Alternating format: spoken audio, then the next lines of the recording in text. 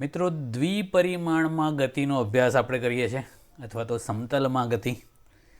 તો એક ઉદાહરણ આપણે પ્રક્ષિપ્ત ગતિનું કર્યું.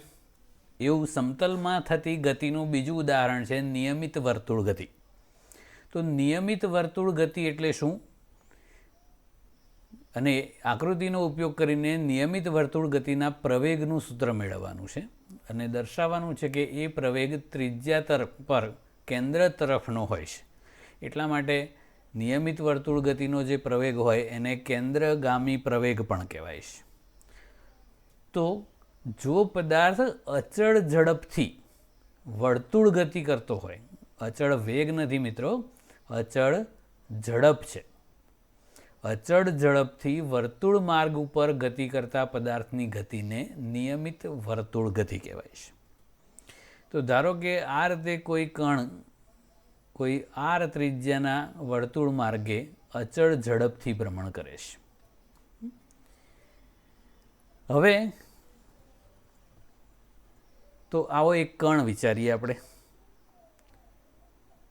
આ એના વર્તુળ માર્ગની ત્રિજ્યા અહીંયા સ્થાન સદિશ તરીકે લીધું છે, એટલે સ્મોલ આર લખેલું છે. એ ત્રિજ્યા તરીકે આપણે એને કેપિટલ આર પછી દર્શાવીશું. હવે એ સતત ગતિ કરતો હોય એટલે જુદા જુદા સમયે જુદા જુદા સ્થાને હશે. એની ઝડપ અચળ છે. વેગના મૂલ્યને જ ઝડપ કહેવાય, પણ અહીંયા વેગની દિશા સતત બદલાતી રહેશે. આપણે પી બિંદુ આગળ ધારો કે ટી સમયનો વેગની વિચાર કરીએ તો એ પી બિંદુ આગળ વેગની દિશા છે એ વક્ર માર્ગ એટલે આ વર્તુળ માર્ગને પી બિંદુએ દોરેલા સ્પર્શકની દિશામાં હોય. હવે અમુક સમય પછી એટલે ધારો કે ટી પ્લસ ડેલ્ટા ટી સમયે આ કણ ગતિ કરતો કરતો અહીં આવી જાય છે, એની ઝડપ અચળ રહેશે. તો હવે એનો વેગ ધારો કે વી ડેશ છે, તો એ આ પી ડેશ બિંદુ આગળ દોરેલા સ્પર્શકની દિશામાં હોય.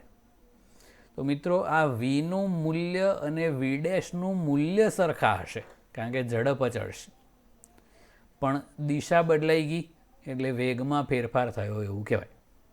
ઓકે, વેગના મૂલ્યમાં ફેરફાર થાય કે વેગની દિશામાં ફેરફાર થાય અથવા બંનેમાં ફેરફાર થાય તો વેગમાં ફેરફાર થયો એવું કહેવાય. અને વેગમાં ફેરફારવાળી ગતિ એટલે પ્રવેગી ગતિ થાય. ઓકે, તો અહીંયા વેગ સદિશોની દિશા છે એ કઈ બતાવી? તો એ વક્ર ગતિપથને આપેલા બિંદુએ દોરેલા સ્પર્શકની દિશામાં. અને વેગની દિશા સતત બદલાતી રહે છે એટલા માટે પ્રવેગી ગતિ થાય, એટલે આમાં પ્રવેગ ઉત્પન્ન થશે. હવે શરૂઆત ગતિની અહીંયાથી થઈ અને એ પદાર્થ ડેલ્ટા ટી સમયમાં અહીંયા ગયો, તો આટલું સ્થાનાંતર કર્યું એવું કહેવાય ડેલ્ટા આર સદિશ. આટલું અંતર કહેવાય પથ લંબાઈ.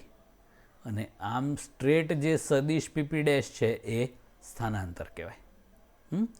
તો આ બધી માહિતી પરથી આપણે વેગમાં કેટલો ફેરફાર થયો એ શોધવું હોય તો કેવી રીતે શોધી શકાય? વેગના ફેરફારને આપણે ડેલ્ટા વી કહીએ. અહીંયા ધ્યાન રાખજો બરાબર. તો આ જે સદિશ વી છે એને સમાન સદિશ જી એચ આપણે અહીંયા વી દોરીએ. આટલા જ મૂલ્યનો અને એ જ દિશાનો સદિશ હોય એટલે સમાન સદિશ કહેવાય. એવી જ રીતે આ વી ડેશનો સમાન સદિશ પણ જીથી જ દોરવાનો. મતલબ કે વી અને વી ડેશ બંનેનું પુચ્છ જી ઉપર રહે એ રીતે દોરવાનું. તો આપણને આ જે સદિશ એચ આઈ મળશે એ વેગના ફેરફાર બરાબર હશે. અને આ ત્રિજ્યા છે અને આ સ્પર્શક છે એટલે આ લંબ હોય. એ જ રીતે આ સ્પર્શક આ ત્રિજ્યા એટલે આ લંબ હોય. આ આંતરેલો ખૂણો છે એ ધારો કે ડેલ્ટા થીટા હોય તો આ ખૂણો જે વેગો વચ્ચેનો છે એ પણ ડેલ્ટા થીટા જ થશે. અને આ જે સદિશ એચ આઈ થયો એ વેગનો ફેરફાર થશે. કેવી રીતે? તો ત્રિકોણના નિયમ પ્રમાણે સદિશ વી પ્લસ સદિશ ડેલ્ટા વી ઇક્વલ ટુ સદિશ વી ડેશ થાય.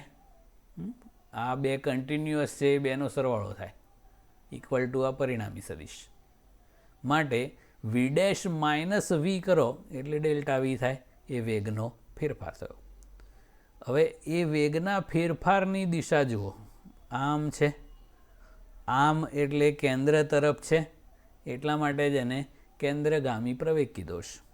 તો એ કેન્દ્રગામી પ્રવેગનું સૂત્ર આપણે કરવાનું છે. હવે આપણે બહુ મોટો સમયગાળો ડેલ્ટા ટી લીધો. જો એ સમયગાળો બહુ જ સૂક્ષ્મ લેતા જઈએ તો આ જે પી ડેશ બિંદુ છે એ આમ પીની વધુ નજીક આવતું જાય. અને જો ડેલ્ટા ટી ટેન્સ ટુ 0 લઈએ તો એકદમ અડો અડાઈ જાય. તો આપણને અહીંયા તત્કાલીન વેગની દિશા આમ મળે અને પ્રવેગની દિશા હમણાં કીધું એમ કેન્દ્ર તરફ થયું, તો અહીંયા આ બિંદુ આગળ કેન્દ્ર તરફ એટલે આમ મળે. એટલે વેગ અને પ્રવેગ પરસ્પર લંબ થઈ જાય. ઓકે, આમાં આ દોરીને ના બતાવી શકાય. એટલે આ વેગના ફેરફારની દિશા એ જ પ્રવેગની દિશા. એટલે આપણે પહેલાં આ મોટા ફેરફારથી દિશા નક્કી કરી દીધી. એટલે એ હંમેશા કેન્દ્ર તરફ હોય, એટલા માટે એ કેન્દ્રગામી પ્રવેગ છે. તો નિયમિત વર્તુળ ગતિ હોય તો વેગ સ્પર્શકની દિશામાં હોય અને પ્રવેગ કેન્દ્ર તરફ હોય, અને હંમેશા પરસ્પર લંબ હોય છે. હવે એ કેન્દ્રગામી પ્રવેગનું સૂત્ર આપણે કરવું છે. ઓકે, હવે આપણે અહીંયા જોયું એ પ્રમાણે વેગ અને પ્રવેગ એની વાત કરીએ છીએ આપણે. આર ત્રિજ્યાની દિશામાં છે, વેગ સ્પર્શકની દિશામાં છે. તો ત્રિજ્યા અને સ્પર્શક ઓલવેઝ એકબીજાને લંબ જ હોય. તો આ એકબીજાને લંબ છે, એ જ પ્રમાણે આ વી ડેશ અને આર પણ એકબીજાને લંબ જ હોય. આર ડેશ કો આર કો એક જ. ઓકે, હવે સરેરાશ પ્રવેગની વ્યાખ્યા પ્રમાણે સરેરાશ પ્રવેગ એટલે વેગનો ફેરફાર ભાગ્યા સમયગાળો. તો વેગનો ફેરફાર આપણને આમ મળ્યો, તો એ પ્રવેગની દિશા થશે કેન્દ્રગામી. સ્થાનાંતર આમ છે, તો એ સ્થાનાંતરની દિશા અને પ્રવેગની દિશા પણ એકબીજાને લંબ થાય છે. આવું માત્ર નિયમિત વર્તુળ ગતિમાં જ હોય, પાછું એ યાદ રાખવાનું. ઓકે, અચ્છા. અને સમયગાળો જેમ જેમ નાનો કરતા જઈએ એમ આ બિંદુ વધુ ને વધુ નજીક આવતું જાય. તો તત્કાલીન મૂલ્ય આપણે લઈ લઈએ તો વેગ સ્પર્શકની દિશામાં અને પ્રવેગ કેન્દ્ર તરફ ત્રિજ્યાની દિશામાં થશે. હવે આ આર અને આર ડેશ એટલે આર અને આને આર ડેશ કીધું છે, એ બે વચ્ચેનો ખૂણો ડેલ્ટા થીટા છે. તો આ વી અને વી ડેશ વચ્ચેનો ખૂણો પણ ડેલ્ટા થીટા થશે. તો અહીંયા મૂલ્યોની રીતે આપણે વિચારીએ તો આ આરનું મૂલ્ય અને આ આર ડેશનું મૂલ્ય સેમ જ છે.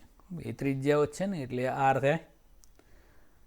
વી સદિશ અને વી ડેશ સદિશની માત્ર દિશાઓ અલગ છે, એમના મૂલ્યો તો સરખા જ છે, કારણ કે એ ઝડપ છે, અચળ ઝડપ છે. એટલે વી ડેશ અને વીના મૂલ્યો વિચારો તો એ સરખા એને આપણે વી કહી દઈએ. ઓકે, હવે ધ્યાન રાખજો બરાબર. હવે અહીંયા બે ત્રિકોણ આપણી પાસે છે.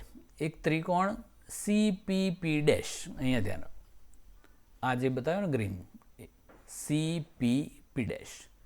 અને બીજો ત્રિકોણ છે આ પેલા વેગના ફેરફારવાળો કરે ત્રિકોણ જી એચ આઈ, આ છે ને. હા, તો આ બંને સમરૂપ ત્રિકોણો કહી શકાય. તો એમની અનુરૂપ બાજુઓનો ગુણોત્તર સમાન હોય. તો આ ત્રિકોણની આપણે વાત કરીએ તો H I upon H G, અને આ ત્રિકોણની વાત કરીએ તો પીપી ડેશ અપોન પીસી અથવા સીપી. તો આ એચ આઈ એનું માત્ર મૂલ્ય લખવાનું છે, એટલે આ વેગના ફેરફારનું મૂલ્ય, એટલે માનાંકમાં લખ્યું ને એટલે મૂલ્ય સમજવાનું. એચ જી એટલે આ વેગનું મૂલ્ય, એટલે ઝડપ વી થઈ ગઈ. પછી આમાં પીપી ડેશ તો સ્થાનાંતર થાય ડેલ્ટા આર, અને સીપી અથવા પીસી એટલે તો આ વર્તુળ માર્ગની ત્રિજ્યા કેપિટલ આર. ઓકે, હવે આમાંથી આપણે ડેલ્ટા વીને કરતા બનાવી દઈએ. તો આ વી આ બાજુ આવી ગયું. માનાંકમાં સદિશ વી લખો અથવા એમનેમ તીર વગરનો વી લખો, એ બે સેમ જ કહેવાય વેગનું મૂલ્ય એટલે ઝડપ. ઓકે, હવે આના પરથી આપણે પ્રવેગનું સૂત્ર કરીએ.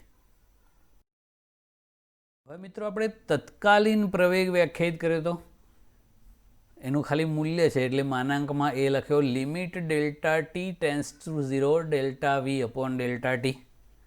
તો આપણે આગળ જે ડેલ્ટા વીનું મૂલ્ય કર્યું એ આમાં મૂકી દેવાય. તો અહીંયા ડેલ્ટા વીની કિંમત આપણે લખીએ છીએ. તો આ એનું મૂલ્ય બરાબર limit delta T tends to 0, આ ડેલ્ટા વીનું મૂલ્ય આપણે કર્યું V delta R upon delta T અને અપોન આર. ઓકે, હવે આ કેપિટલ આર અચળ છે એટલે બહાર લઈ લીધું, આ ડેલ્ટા ટીને અંદર લઈ લીધું. હવે આપણને ખબર છે કે આ limit delta R upon delta T એટલે તો ડી આર બાય ડીટી કહેવાય. સ્થાનાંતર જેટલું સૂક્ષ્મ કરો એટલો સમયગાળો સૂક્ષ્મ થતો જાય. એટલે આ limit delta R upon delta T છે એ તત્કાલીન વેગ થતો જાય. આપણે એનું મૂલ્ય લેવાનું છે એટલે આવું થઈ જાય ડી આર બાય ડીટી થઈ જશે એટલે વી થઈ જશે. ઓકે, એટલે આ limit delta R upon delta T એટલે વી. તો આની જગ્યાએ વી લખો તો આ V into V by R થઈ જાય. V into V by R એટલે કે વી સ્ક્વેર બાય આર. તો આ થઈ ગયું કેન્દ્રગામી પ્રવેગનું સૂત્ર, A equal to V square by R. V છે એ અચળ ઝડપ છે અને આર છે એ વર્તુળ માર્ગની ત્રિજ્યા છે.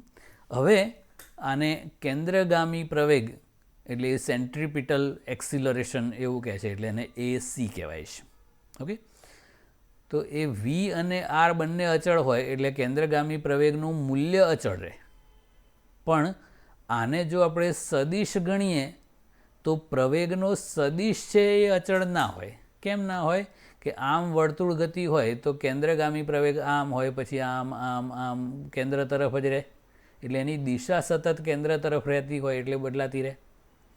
તો મૂલ્ય અચળ રહે પણ દિશા સતત બદલાતી રહે. એટલે સદિશ સ્વરૂપે પ્રવેગ વિચારો તો એ પ્રવેગનો સદિશ અચળ ના હોય, પણ એનું મૂલ્ય વિચારો તો એ અચળ હોય.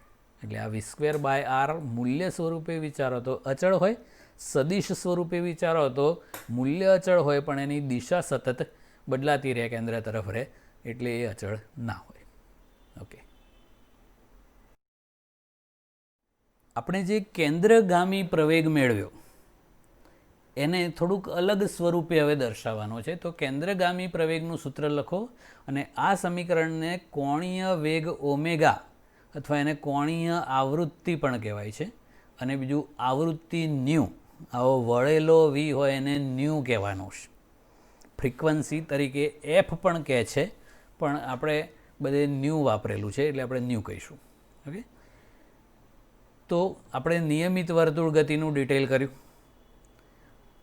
પહેલાં આપણે સ્થાનાંતરને ડેલ્ટા આર કીધેલું, હવે એને અહીંયા ડેલ્ટા એસ કીધેલું છે. ઓકે, એટલે એટલો ફેરફાર છે, ધ્યાનમાં રાખવાનો છે. હવે ડેલ્ટા ટી સમયમાં કણ પી પરથી પી ડેશ પર ગયો તો એ દરમિયાન એ કેન્દ્ર પાસે ડેલ્ટા થીટા જેટલો ખૂણો આંતરે છે અને આ ડેલ્ટા થીટા છે એને એનું કોણીય સ્થાનાંતર પણ કહે છે. અને આ જે છે ડેલ્ટા એસ એ એનું રેખીય સ્થાનાંતર કહેવાય. તો જે રીતે આપણે ઝડપ બરાબર અંતર ભાગ્યા સમય કરતા હતા એવું કોણીય ઝડપ બરાબર કોણીય સ્થાનાંતર ભાગ્યા એ માટેનો સમયગાળો છે. એ કોણીય ઝડપને ઓમેગા કહેવાય છે. તો કોણીય સ્થાનાંતર કેટલું થયું? તો ડેલ્ટા થીટા. કેટલો સમય લાગ્યો? તો ટી સમય અહીંયાથી ટી પ્લસ ડેલ્ટા ટી સમય અહીંયા ગયો એટલે સમયગાળો અંતિમ માઇનસ પ્રારંભિક કરો એટલે ડેલ્ટા ટી. તો આ એની કોણીય ઝડપ થઈ ગઈ. હવે ડેલ્ટા ટી સમયમાં રેખીય અંતર ડેલ્ટા એસ કાપ્યું આટલું, અને એ એકદમ નાનું છે એવું જ સમજવાનું આપણે. હવે રેખીય ઝડપ એટલે અંતર ભાગ્યા સમય. તો મિત્રો અહીંયાથી કણ અહીંયા આવે ત્યારે અંતર કેટલું કાપ્યું? તો ડેલ્ટા એસ. સમયગાળો કેટલો? તો ડેલ્ટા ટી. તો રેખીય ઝડપ બરાબર કાપેલું અંતર ભાગ્યા તે માટે લાગતો સમય, delta S upon delta T. Okay. હવે ખૂણાની રેડિયન વ્યાખ્યા આપણે ચેપ્ટર 2માં કરેલી, એ યાદ કરો. ખૂણો બરાબર ચાપ ભાગ્યા ત્રિજ્યા. તો આપણા કેસમાં ખૂણો છે ડેલ્ટા થીટા છે. જો આ સ્થાનાંતર બહુ જ નાનું હોય તો એ ચાપ બરાબર લઈ લેવાય. આમાં ના લેવાય, આમાં તો ચાપ આવડો છે ને આ આવડું છે. પણ જો સમયગાળો બહુ સૂક્ષ્મ હોય તો એ ચાપ આટલો થાય અને ત્રિજ્યા આર છે. તો ડેલ્ટા થીટા ઇક્વલ ટુ ચાપ એટલે ડેલ્ટા એસ અપોન ત્રિજ્યા એટલે આર. માટે delta S equal to R delta theta. તો ડેલ્ટા એસની કિંમત આપણે આ વેગના સૂત્રમાં એટલે કે રેખીય ઝડપના સૂત્રમાં મૂકી દઈએ. તો વી ઇક્વલ ટુ શું થશે? ડેલ્ટા એસ એટલે R delta theta upon delta T. પણ આ delta theta upon delta T એટલે તો આપણે ઓમેગા કર્યું, કોણીય ઝડપ. તો આ V equal to R omega. મિત્રો આ બહુ જ મહત્ત્વનું સૂત્ર છે. ચેપ્ટર 7માં પાછું ડિટેલમાં આવશે આનું. એ આખું વર્તુળ ગતિ માટેનું ચાક ગતિનું સૂત્ર છે. પણ આ જે આખા ફિઝિક્સમાં જ્યાં જ્યાં વર્તુળ ગતિનો ઉલ્લેખ આવશે ત્યાં આ સૂત્રનો ઉપયોગ આવશે. એટલે આ બહુ જ મહત્ત્વનું સૂત્ર છે. તો આપણે જે કેન્દ્રગામી પ્રવેગ કર્યો એનું ઓરિજિનલ સૂત્ર છે એસી બરાબર v² બાય આર. તો આપણે એને કોણીય વેગ અથવા કોણીય ઝડપ કહેવાય. એના સ્વરૂપે લખવું હોય તો આ v²ની જગ્યાએ આનો સ્ક્વેર મૂકી દેવાય. તો એ ઓમેગા સ્વરૂપે આપણે કેન્દ્રગામી પ્રવેગનું સૂત્ર મળી જશે. જોઈએ.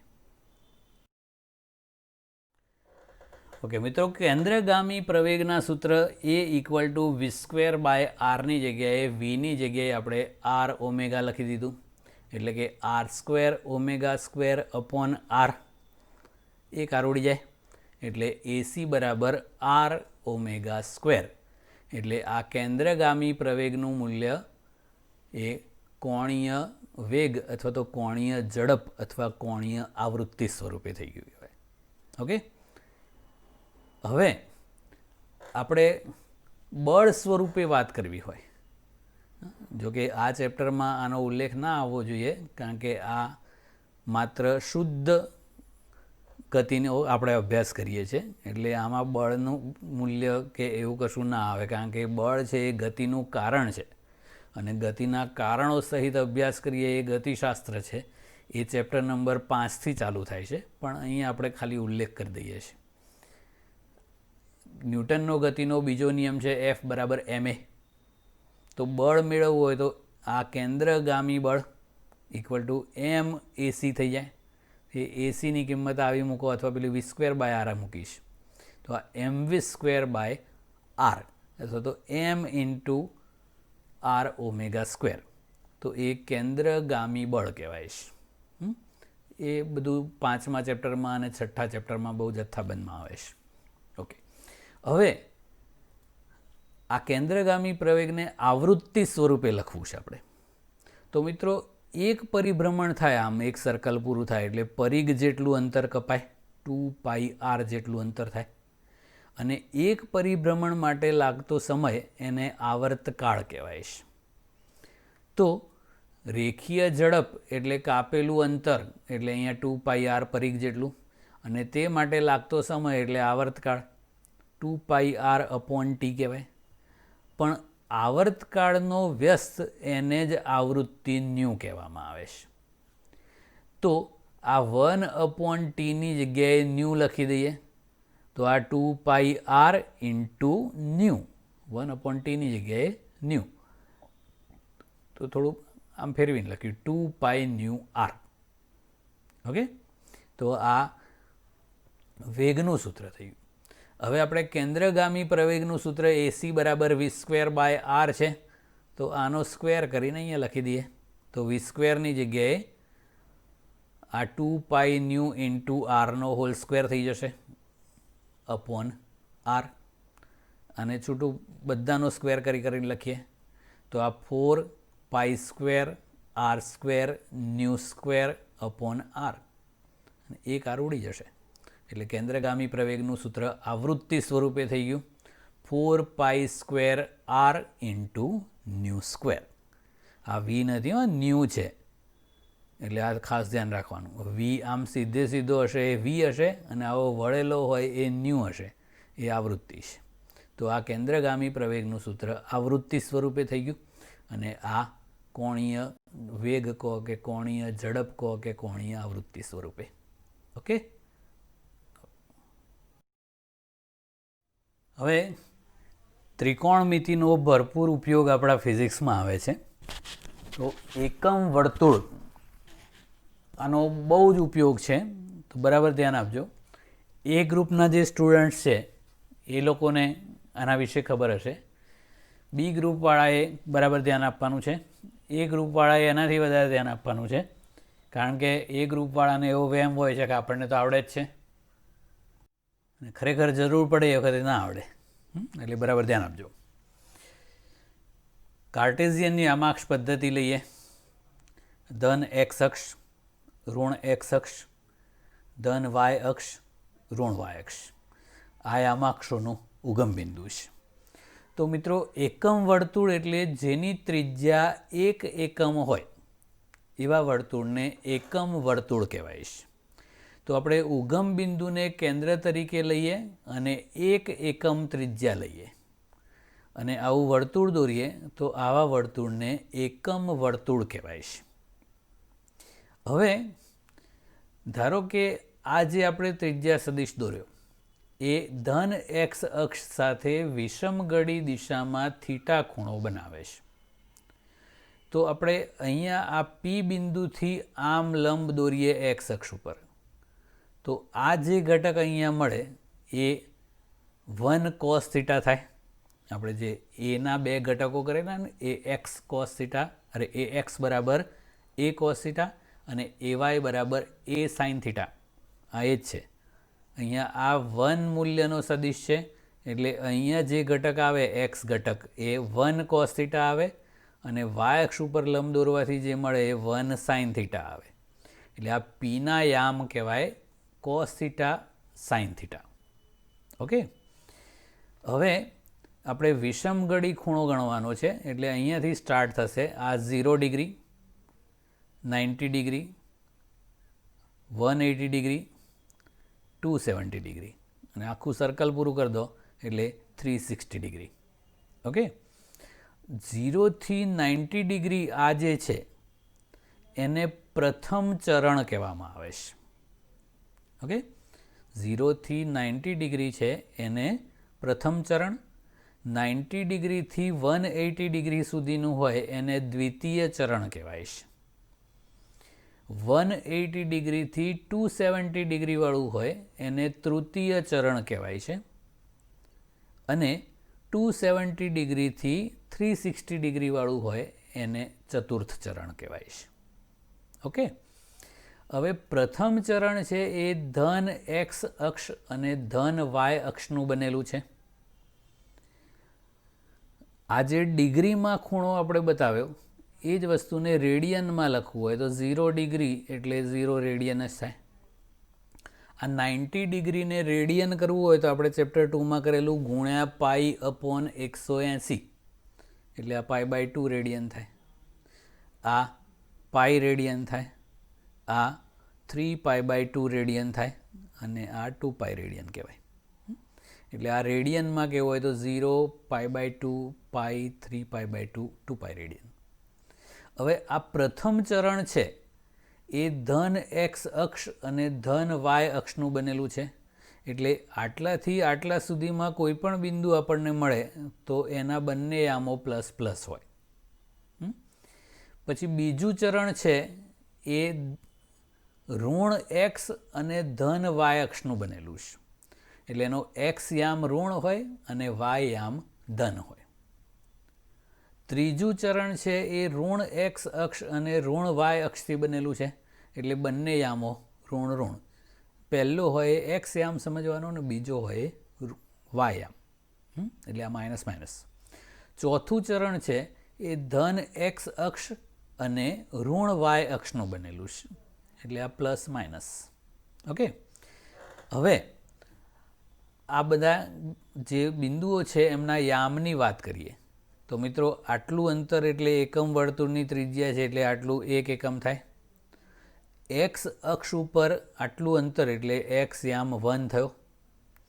અને મિત્રો એક્સ અક્ષ ઉપર વાય યામનું મૂલ્ય 0 હોય, એટલે આ બિંદુના યામ થયા 1 0. ઓકે, આની વાત કરીએ તો વાય અક્ષ ઉપર એક્સ યામ 0 હોય અને વાય અક્ષ ઉપર આટલું અંતર એટલે 1 એકમ, એટલે આના યામ થયા 0 1. એ જ રીતે આમ જઈએ તો આટલું -1 થાય, એટલે એક્સ યામ ઋણ થયો -1 અને એક્સ અક્ષ ઉપર વાય યામ 0. અહીંયા કરીએ તો વાય અક્ષ ઉપર એક્સ યામ 0 અને વાય યામ આટલું એટલે -1. ઓકે, એ ઋણ વાય અક્ષ ઉપર છે એટલે માઇનસ કહેવાય, એવું ત્રિજ્યા માઇનસમાં ના હોય, પણ અહીંયા યામ સ્વરૂપે લખીએ તો આવું થાય. આ 1 0 સામે -1 0, 0 1 આ 0 -1. એક્સ અક્ષ ઉપર વાય યામ 0 હોય અને વાય અક્ષ ઉપર એક્સ યામ 0 હોય. હવે બીજું એક ખાસ બાબત યાદ રાખવાની છે. ત્રિકોણમિતીય વિધેયો આપણે જે કરીએ છીએ સાઇન, કોસ, ટેન અને કોટ અને એમના વ્યસ્ત, તો પહેલા ચરણમાં બધા જ વિધેયો ધન હોય છે, ઓલ બધા ધન. બીજા ચરણમાં સાઇન ધન હોય છે અને એનો વ્યસ્ત.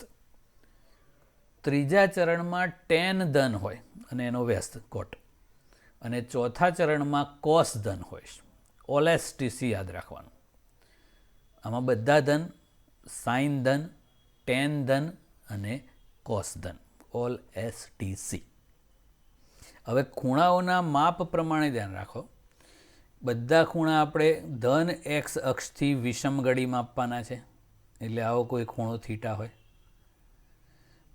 90 ડિગ્રી એટલે π/2 રેડિયનથી ઓછો હોય તો પણ પ્રથમ ચરણમાં જ આવે, એટલે થીટા અથવા π/2 માઇનસ થીટા આ સ્વરૂપે ખૂણો હોય તો એ પ્રથમ ચરણમાં છે એવું સમજવાનું. π/2 પ્લસ એટલે અહીંયા થઈ જાય એટલે બીજું ચરણ, અથવા પાઈ કરતાં ઓછો એટલે પાઈ માઇનસ થીટા હોય તો પણ બીજું ચરણ. ઓકે, પછી પાઈ પ્લસ થીટા હોય, પ્લસ કરવાનું એટલે આગળ જતા રહેવાનું, માઇનસ હોય તો રિટર્ન આવવાનું, તો પાઈ પ્લસ થીટા એટલે ત્રીજું ચરણ. અને આટલું 3π/2 માઇનસ થીટા તો પણ ત્રીજું ચરણ. પછી 3π/2 પ્લસ થીટા એટલે ચોથું ચરણ, અથવા આખું એટલે 2π માઇનસ થીટા તો પણ ચોથું ચરણ. પછી 2π પ્લસ થીટા હોય તો પાછું પહેલું ચરણ થઈ જાય. ઓકે, એટલે આ કયું ચરણ છે એ ખબર પડી ગઈ. હવે દરેક ચરણમાં આ સાઇન કોસના મૂલ્યો કેવી રીતે નક્કી થાય છે એ.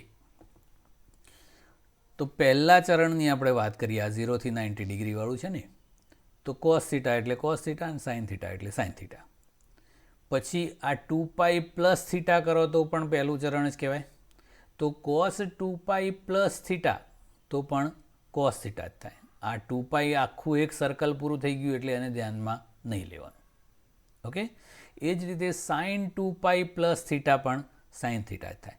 2π 4π 6π બેકી પાઈ હોય તો હટાવી દેવાનું, કારણ કે આખું સર્કલ પૂરું થઈ જાય. 2π પ્લસ થીટા એટલે આવું થાય, આ 2π પ્લસ થીટા. 4π પ્લસ થીટા હોય તો આ 2π પ્લસ 2π એટલે 4π પ્લસ થીટા, તો એ અહીંયા જ આવે. એટલે કોસ 2π પ્લસ થીટા એટલે કોસ થીટા અને સાઇન 2π પ્લસ થીટા એટલે પણ સાઇન થીટા. હવે π/2 માઇનસ કરો થીટા તો એ પહેલું ચરણ જ થાય છે. તો કોસ π/2 માઇનસ થીટા, તો મિત્રો અહીંયા યાદ રાખવાનું ખાસ, જો અહીંયા by2 વાળું હોય π/2, 3π/2, 5π/2 આવું, તો વિધેય બદલાઈ જાય. આ કોસ છે તો સાઇન થઈ જાય અને સાઇન હોય તો કોસ થઈ જાય. ઓકે, પણ જો અહીંયા પાઈ 2π 3π 4π આવું કંઈક હોય તો વિધેય ના બદલાય. જો કોસ હોય તો કોસ જ રહે, સાઇન હોય તો સાઇન જ રહે. ક્યારે વિધેય બદલાય? જ્યારે અહીંયા π/2, 3π/2, 5π/2 આવું by2 વાળું હોય ત્યારે.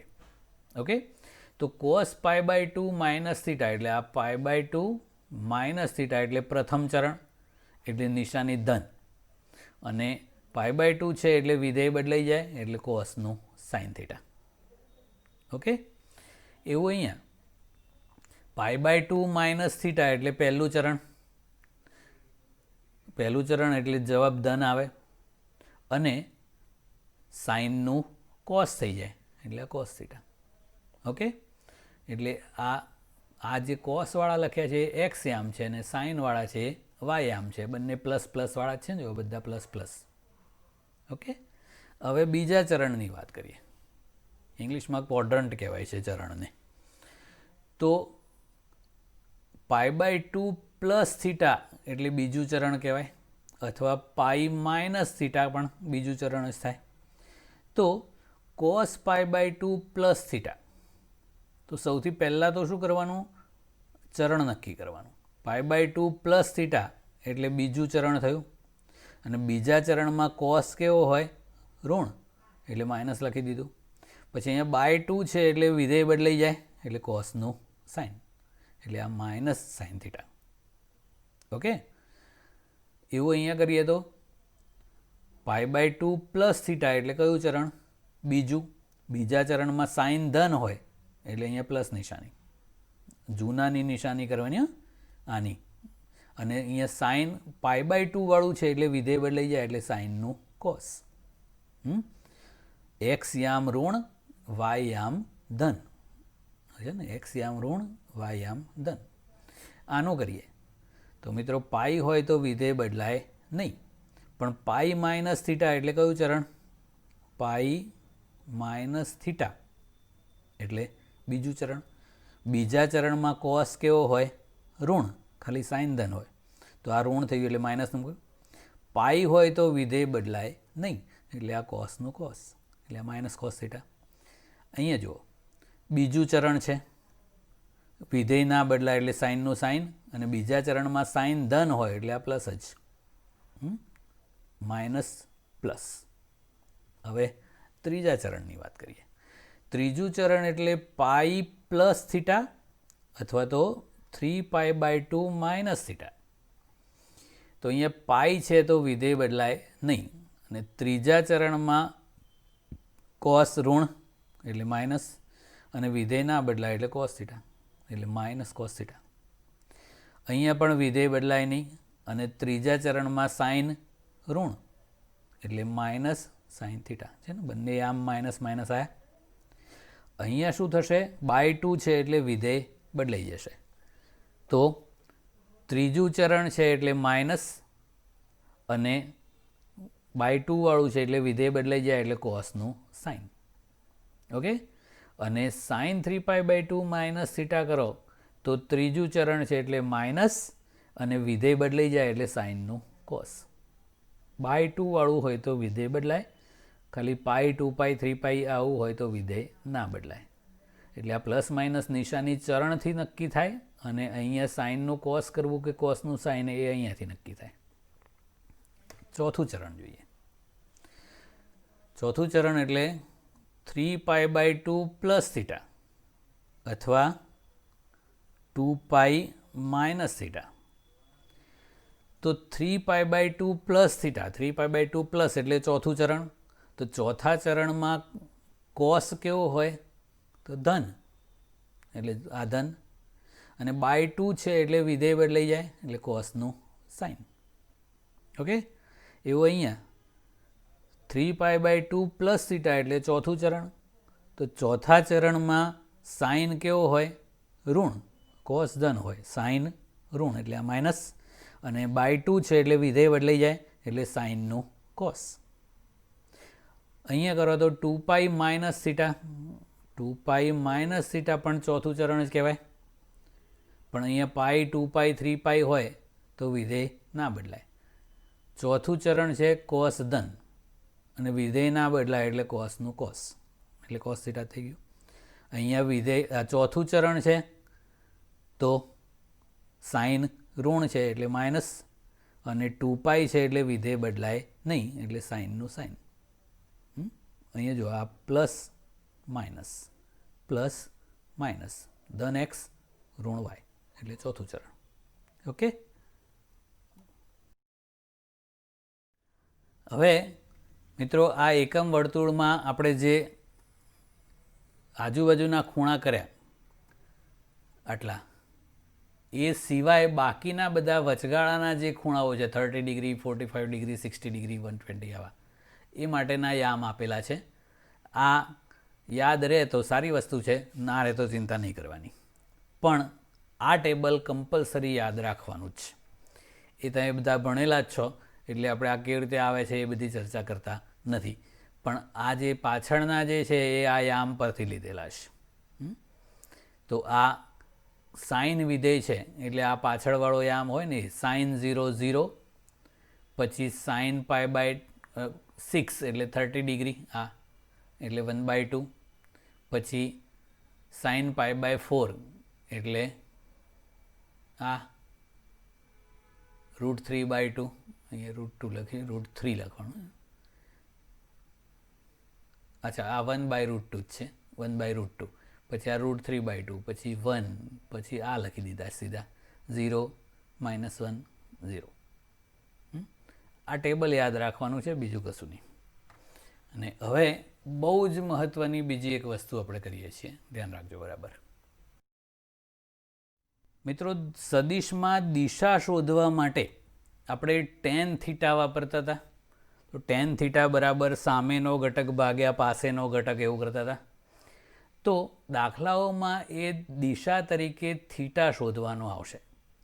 તો લોગ ટેબલ છે આપણી જોડે, એમાંથી થીટાનું મૂલ્ય કેવી રીતે નક્કી કરી શકાય એનું આપણે એક ઉદાહરણ કરીએ છીએ. આવું બહુ જ વખત કરવાનું આવશે, ધ્યાન રાખજો. જ્યારે જરૂર પડે, ના ખબર પડે તો આ વિડીયો ફરીથી જોવાનો. tan થીટાનું આપણે એક ઉદાહરણ લઈએ, 0.3428 આવી કોઈ કિંમત છે. તો થીટા બરાબર લખવું હોય તો tan ઇન્વર્સ 0.3428 આવું લખાય. તો એ ખૂણો થીટા કેવી રીતે શોધાય આના પરથી એ.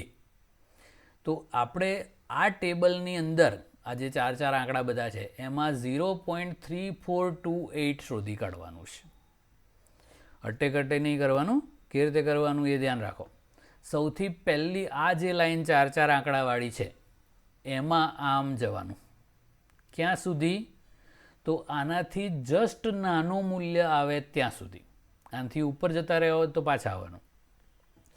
તો આપણે 0.3428 શોધીએ છીએ તો આપણને મળ્યા 0.3249, અને જો એના પછી આગળ જાઓ તો 0.3443, એટલે આનાથી વધી ગયું એટલે અહીંયા નહીં જવાનું. તો અહીંયા સુધી આવ્યા તો આપણને 0.3249 મળ્યું. તો આપણે આના કરતાં તો ઓછું છે ને જો. તો આટલું કરવા માટે હવે અહીંયાથી આમ આડા જવાનું. ક્યાં સુધી જવાનું? તો આનાથી જસ્ટ નાનું અથવા આટલું મૂલ્ય મળે ત્યાં સુધી. તો આમ આવતા ગયા તો આપણને 0.3424 મળ્યું. કેટલા ખૂટ્યા? 4. ઓકે, તો આ 0.3424માં 4 ખૂટ્યા. હવે આ જે મીન ડિફરન્સ છે એમાં જવાનું, આ જ લાઇનમાં આમ જવાનું, અને 4 અથવા એની એકદમ નજીકની સંખ્યા મળે એટલે અટકી જવાનું. જો અહીંયા 3 મળ્યા ને, એક્ઝેક્ટ ના મળે તો ચિંતા નહીં કરવાની, એકાદ આગું પાછું વેલિડ છે 10માં. ઓકે, તો આ થઈ ગયું 0.3424 પ્લસ 3 એટલે 0.3427, એટલે આટલું થઈ ગયું. ઓકે, હવે ખૂણો કેવી રીતે નક્કી કરવાનો છે એ તો આ લાઈનમાં છેક ડાબી બાજુ પહેલું ખાનું જોવાનું. કેટલા છે? 18 એ ડિગ્રી છે. પછી આ જે બે કિંમતો આપણે મેળવી એમાં ઉપર જવાનું, છેક ઉપર, પોઈન્ટવાળામાં નહીં, છેક ઉપર કેટલા લખ્યા છે? 54 મિનિટ. અને આ 3ની છેક ઉપર જવાનું કેટલા છે? 1 મિનિટ. તો આપણે આ બેનો સરવાળો કરેલો, તો આ બેનો પણ સરવાળો કરવાનો. તો આ 54 મિનિટ વત્તા 1 મિનિટ. તો હવે થીટાનું મૂલ્ય કેટલું થયું? તો ડાબી બાજુ કેટલા છે? 18 ડિગ્રી, એટલે આ 18 ડિગ્રી. અને આ ઉપર કેટલા આવ્યા? તો 54 મિનિટ વત્તા 1 મિનિટ, એટલે 55 મિનિટ. તો આપણને જે ખૂણો મળ્યો એ 18 ડિગ્રી 55 મિનિટ જેટલો કહેવાય. તો આ રીતે tan ઇન્વર્સ વડે થીટા મળી શકે. ઓકે, સૌથી પહેલાં જે સંખ્યા આપણે જોઈતી હોય એ પહેલી લાઈનમાં એનાથી જસ્ટ ઓછી હોય ત્યાં ઊભું રહેવાનું. પછી આમ જમણી બાજુ જવાનું અને એનાથી જસ્ટ ઓછું હોય ત્યાં સુધી જવાનું. અને એમાં જેટલા ખૂટે એ મીન ડિફરન્સમાંથી લઈ લેવાના આ લાઈનમાં જ. પછી ડાબી બાજુ પહેલા ખાનામાં જે લખ્યું હોય એ ડિગ્રી, અને આ જે બે આપણને મળ્યા એની છેક ઉપર લખ્યું હોય એમનો સરવાળો કરી દો એટલી મિનિટ. તો આ રીતે tan ઇન્વર્સ મળી જાય. Okay, that's it.